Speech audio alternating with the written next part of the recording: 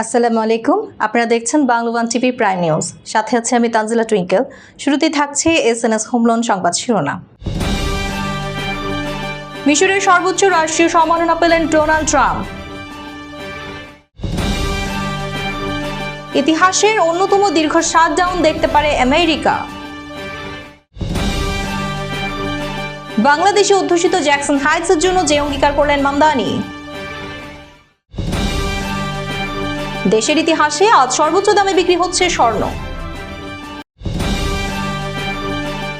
সেরা অভিনেতার পুরস্কার ঐশ্বরিয়াকে উৎসর্গ করলেন অভিষেক।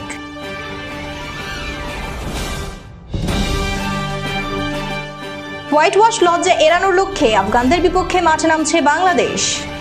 এতক্ষণ শুনছিলেন শিরোনাম, এবার বিস্তারিত।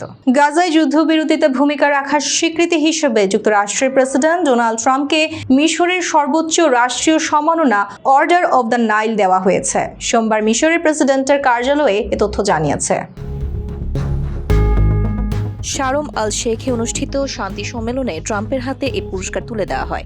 লোহিত সাগরের উপকূলের শহরটিতে আয়োজিত শান্তি সম্মেলনে ডোনাল্ড ট্রাম্প ও মিশরের president Abdel Fattah al CC যৌথভাবে সভাপতিত্ব করেন। এতে 20টিরও বেশি দেশের নেতা ও প্রতিনিধিরা অংশ নেন। সম্প্রতি গাজায় যুদ্ধবিরতির পর ইসরায়েল ফিলিস্তিনিদের মধ্যে দীর্ঘস্থায়ী শান্তি প্রতিষ্ঠার পথ খুঁজে বের করাই ছিল এই সম্মেলনের মূল লক্ষ্য। অর্ডার অব দ্য নাইল হচ্ছে খাঁটি সোনার তৈরি একটি কলার, যাতে ফারাও যুগের নকশা খোদাই করা থাকে। এটি সমৃদ্ধি, দীর্ঘস্থায়িত্ব ও অশুভ শক্তি থেকে সুরক্ষার প্রতীক হিসেবে বিবেচিত। 1 শতাব্দীরও বেশি সময় আগে চালু হওয়া এই পুরস্কার মিশরের সর্বোচ্চ বেসামরিক সম্মাননা হিসেবে পরিচিত, যা খুব অল্প সংখ্যক বিদেশি রাষ্ট্রপ্রধানই পেয়েছেন। তাদের মধ্যে রয়েছেন ব্রিটেনের রানী দ্বিতীয় এলিজাবেথ, জর্ডানের রাজা হুসেইন, দক্ষিণ আফ্রিকার নেলসন ম্যান্ডেলা এবং স্পেনের রাজা ষষ্ঠ ফিলিপ। ট্রাম্প হচ্ছেন দ্বিতীয় মার্কিন প্রেসিডেন্ট যিনি এই সম্মান পেলেন। এর আগে 1979 সালে ইসরায়েলের সঙ্গে শান্তি চুক্তি সম্পাদনের জন্য তৎকালীন প্রেসিডেন্ট জিমি কার্টারকে এই পুরস্কার দেওয়া হয়েছিল। এছাড়া মিশরের নোবেল বিজয়ী বিজ্ঞানী আহমেদ জুয়েল, আন্তর্জাতিক পারমাণবিক শক্তি সংস্থার সাবেক মহাপরিচালক মোহাম্মদ এল বারাদেই, সাহিত্যিক নাগিব মাহফুজ এবং প্রয়াত প্রেসিডেন্ট আনোয়ার সাদাতও এই সম্মাননা পেয়েছেন। মিশর সরকারের পক্ষ থেকে জানানো হয়েছে, গাজায় যুদ্ধবিরতি এবং মধ্যপ্রাচ্যের শান্তি প্রতিষ্ঠায় ট্রাম্পের ভূমিকার স্বীকৃতিস্বরূপ তাকে এই পুরস্কার দেওয়া হয়েছে। যুক্তরাষ্ট্রের চলমান গভর্নমেন্ট শাটডাউন ইতিহাসের দীর্ঘতম পর্যায়ে পৌঁছাতে পারে বলে সতর্ক করেছেন প্রতিনিধি পরিষদের স্পিকার মাইক জনসন। সোমবার কংগ্রেস ভবনের সামনে দাঁড়িয়ে তিনি বলেন, যতদিন না ডেমোক্রেটরা স্বাস্থ্যনীতি সংক্রান্ত দাবিতে বিরতি দিচ্ছে ততদিন তিনি আলোচনায় বসবেন না। এদিকে শাটডাউনের 13তম দিনে ক্যাপিটলে একা দাঁড়িয়ে স্পিকার বলেন, ট্রাম্প প্রশাসন কর্তৃক চাকরিচ্যুত হাজারো ফেডারেল কর্মীর বিষয়ে বিস্তারিত জানা ছিল না তার। ভাইস প্রেসিডেন্ট জেডি ভ্যান্স আগামীতে বেদনাদায়ক ছাঁটাই আসছে বলেও সতর্ক করেছেন। যদিও ছাঁটাইয়ের ঘটনায় মামলা করেছে কর্মী ইউনিয়নগুলো।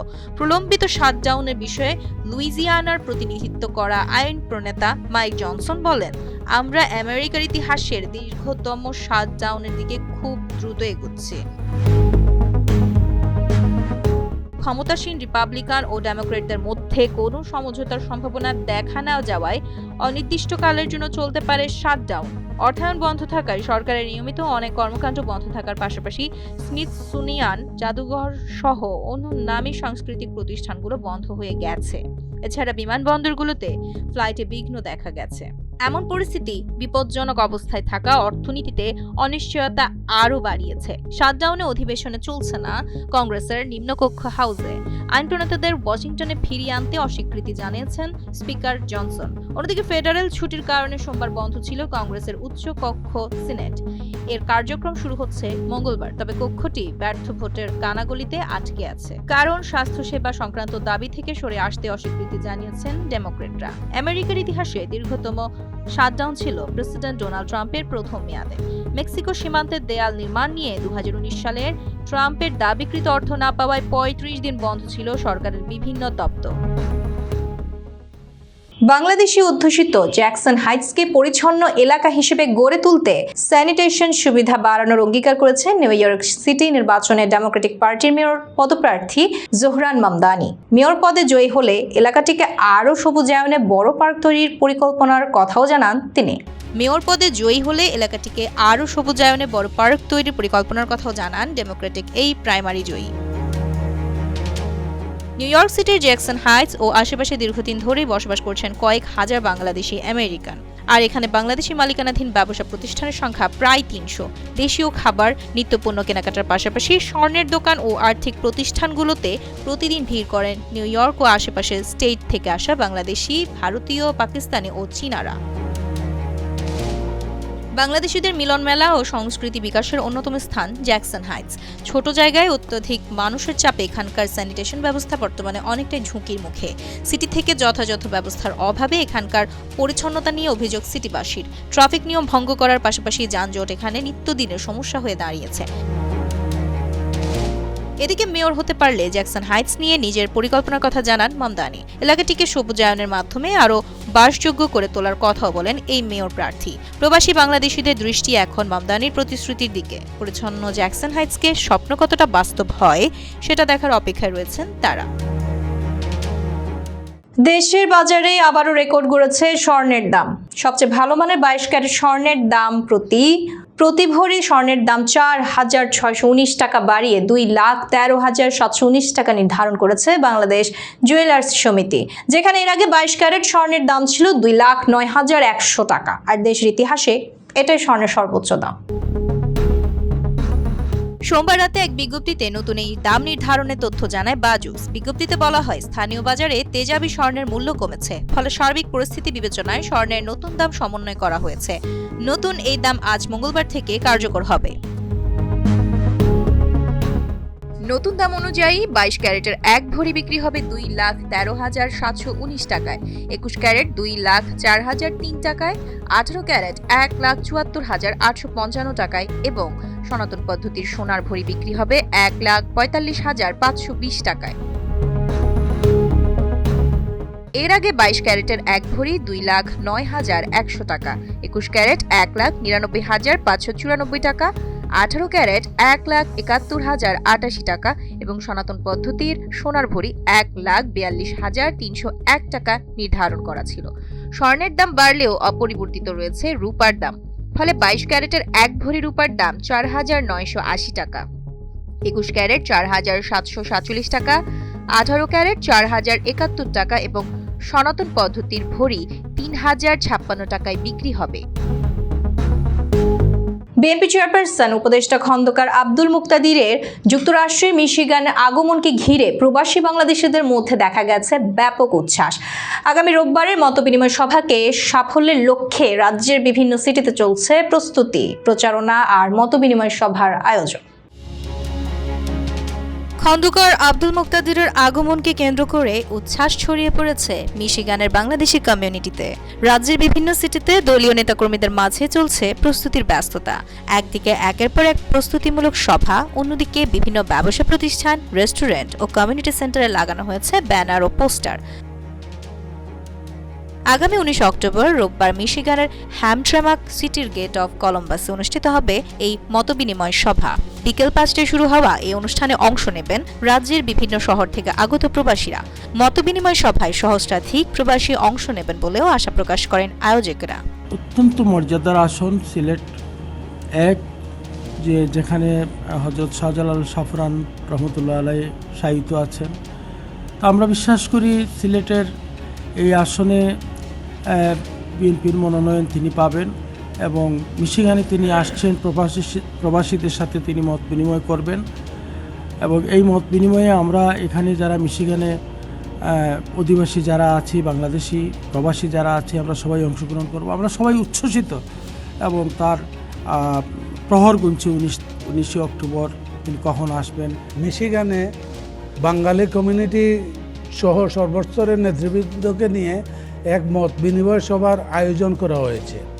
উক্ত মত বিনিময় সভা বাঙালি কমিউনিটির সর্বস্তরের জনগণকে উপস্থিত হওয়ার উদারত আহ্বান জানাচ্ছি। পাশাপাশি আমার বিশ্বাস এই সভা যারা আয়োজন করেছেন এবং যেভাবে প্রচারণা চলছে অবশ্যই সফল একটি সভা হবে।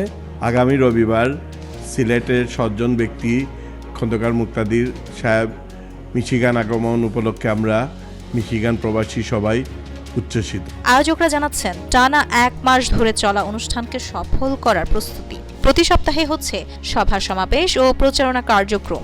মিশিগানে গেট অফ কলম্বাসে খন্দকার মুক্তাদির ভাইয়ের আগমন উপলক্ষে আমরা প্রতি রোববারে আমরা প্রস্তুতিমূলক সভা করতেছি এবং প্রতিটি সভায় আমরা এই অনুষ্ঠানটা সাকসেস করার জন্য সর্বত্র সবাই মিলে আমরা কাজ করে যাচ্ছি এবং আশা করি একটা ব্যতিক্রমধর্মী অনুষ্ঠান আগামী 19 তারিখ গেট অফ কলম্বাসে আমরা করার চেষ্টা করতেছি। খন্দকার মুক্তাদি সাহেব বিএনপি চেয়ারপারসনের উপদেষ্টা আগামী 19শে অক্টোবর রবিবার আমাদের মিশিগানে আসছেন।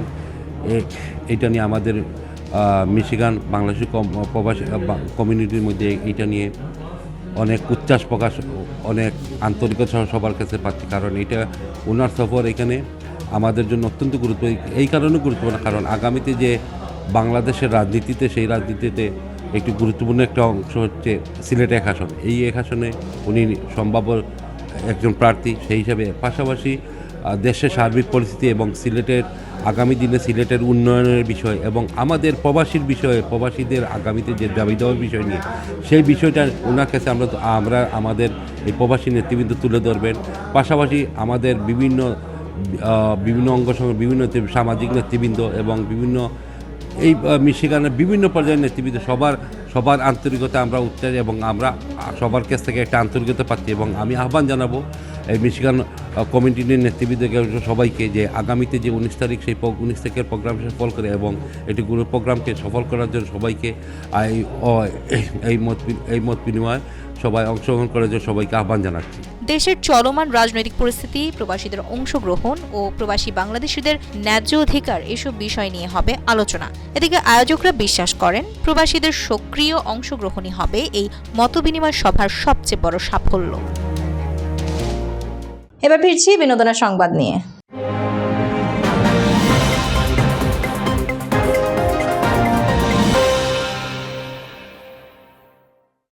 বিটাউনে যখন এই সেলেব দম্পতিদের বিচ্ছেদ জল্পনা তুঙ্গে, ঠিক সে সময় যেন সব গুঞ্জনকে মিথ্যে প্রমাণ করে দিলেন অভিনেতা অভিষেক বচ্চন। সম্প্রতি তিনি তার অভিনয় জীবনের প্রথম সেরা অভিনেতা হিসেবে ফিল্মফেয়ার অ্যাওয়ার্ড জিতেছেন। আর পুরস্কার হাতে নিয়েই মঞ্চ থেকে তিনি এই সম্মান উৎসর্গ করলেন তার স্ত্রী ঐশ্বরিয়া রায় বচ্চনকে। 25 বছরের ক্যারিয়ারে এই প্রথম সেরা অভিনেতা হিসেবে ফিল্মফেয়ার অ্যাওয়ার্ড জিতেছেন অভিষেক। আর পুরস্কার জয়ের পর অভিষেক ধন্যবাদ জানান ঐশ্বরিয়া ও তার মেয়ে আরাধ্যাকে। পুরস্কার হাতে নিয়ে অভিষেক বলেন, গত 25 বছর ধরেই পুরস্কারটা পাওয়ার স্বপ্ন বুকের ভিতর লালন করে এসেছি। আজ সত্যি হলো। আমার চেয়েও আমার পরিবার বেশি খুশি। সমস্ত পরিচালক, প্রযোজক যারা আমার উপর ভরসা রেখেছেন, গত 25 বছর ধরে আমাকে কাজের সুযোগ দিয়েছেন, তাদের সকলকেই এটা উৎসর্গ করলাম। এই পুরস্কার পাওয়া এত সহজ ছিল না, কিন্তু আমি মনে করি আমি এর যোগ্য হতে পেরেছি। বাবা মেয়ের সম্পর্ক নিয়ে তৈরি সুজিত সরকারের ছবি আই ওয়ান্ট টু টক এর জন্যই সেরা অভিনেতা পুরস্কার জিতেছেন অভিষেক। এই ছবিতে জীবনের শেষ পর্যায়ে দাঁড়িয়ে এক অসুস্থ বাবার মেয়ের সঙ্গে নতুন করে সম্পর্ক গড়ার কাহিনী মন ছুঁয়ে যায় দর্শকদের। জুনিয়র বচ্চনের তুখোর অভিনয়ই তাকে এনে দিয়েছে এই বিশেষ সম্মান। তাই পুরস্কার গ্রহণ করে তিনি বাবা অমিতাভ বচ্চন ও কন্যা আরাধ্যাকেও আলাদা করে ধন্যবাদ জানাতে ভুলেননি। শেষ করছি খেলার সংবাদ দিয়ে।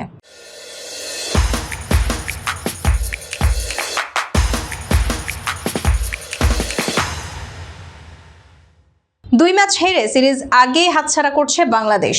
ওয়ানডে ক্রিকেটে এই প্রথমবার বাংলাদেশকে হোয়াইট ওয়াশের চোখ রাঙানি দিচ্ছে আফগানিস্তান। মঙ্গলবার আবুধাবিতে সিরিজের তৃতীয় শেষ ম্যাচে মাঠে নামবে দুদল। প্রথম দুই ম্যাচে টাইগারদের ব্যাটিং ব্যর্থতা ছিল চোখে পড়ার মতো। শেষ ম্যাচে একাদশে আসতে পারে বেশ কিছু পরিবর্তন, সুযোগ পেতে পারেন নাইম শেখ ও শামীম পাটোয়ারি।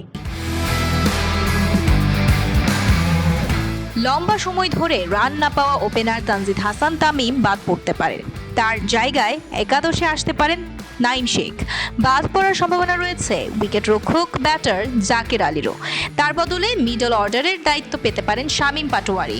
এই ম্যাচে হারলে ওয়ানডে ফরম্যাটে আফগানদের কাছে প্রথমবারের মতো হোয়াইট ওয়াশের লজ্জা পেতে হবে বাংলাদেশকে। তবে এই লজ্জার রেকর্ড এড়াতে জয় পেতে মরিয়া টাইগাররা।